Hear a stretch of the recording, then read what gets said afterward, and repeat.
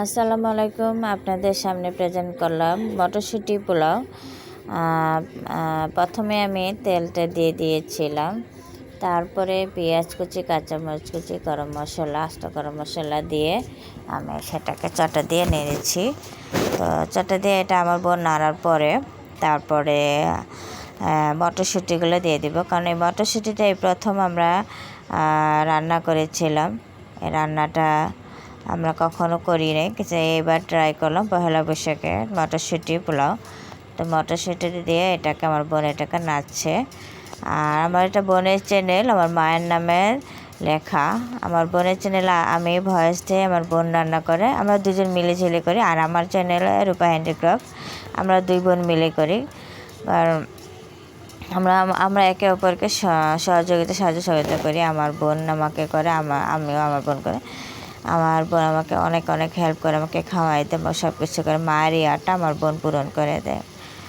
যাই হোক, আপনি আমাদের জন্য দোয়া করবেন, অবশ্যই দোয়া করবেন।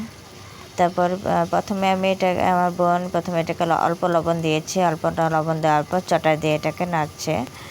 কারণ আগে অল্প লবণ দিয়েছে, কারণ বেশি লবণ দিয়ে দেখা যাবে যে এটা লবণ কাটা হয়ে যাবে, সেখানে এটাকে নাড়া দিয়েছে। আর পেঁয়াজগুলো একটু মোটা মোটা হয়েছে, কাঁচামরিচ কুচিগুলো একটু এভাবে করে কেটেছে, কারণ সময় ছিল না, হাতে সময় ছিল না, সেজন্য একটু তাড়াহুড়ো করেছিল।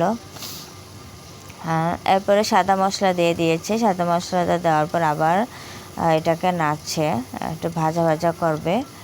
এরপরে চালগুলো দিয়ে দিবে, ভাজা চালগুলো।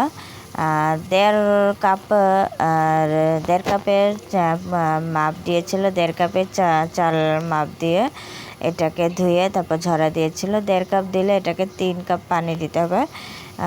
এটা দ্বিগুণ দিতে হবে। তো চটা দিয়ে এটাকে নাড়তে থাকবো, একটু ভাজা ভাজা করবো। এটা ভালো করে ভাজা ভাজা করার পর তারপর আমি এটাকে 3 কাপ পানি দিব। আপনারা যে কাপে অথবা যে পটে আপনারা মাপ দেবেন, এই পট দিয়ে আপনারা পরিমাণ মতো পানি দিয়ে দেবেন, তাহলে এটা হয়ে যাবে। তো এই যে লাল মগটা দেখেছেন, এটা মাপ দিয়ে আমার বোন এটা চাল দিয়েছিল। আবার এটা পরিমাপ দিয়ে আবার 3 কাপের পানি দিচ্ছে। ভালো করে এটাকে নাড়া দিয়ে দিব। আপনারা আমাদের পহেলা বৈশাখটা কী ভালো কেটেছিল সেটা অবশ্যই কমেন্টস করে জানাবেন। আর আমার এই রান্নাগুলো আপনি পুরোটা ভিডিওটা দেখুন, বাসায় ট্রাই করতে পারবেন।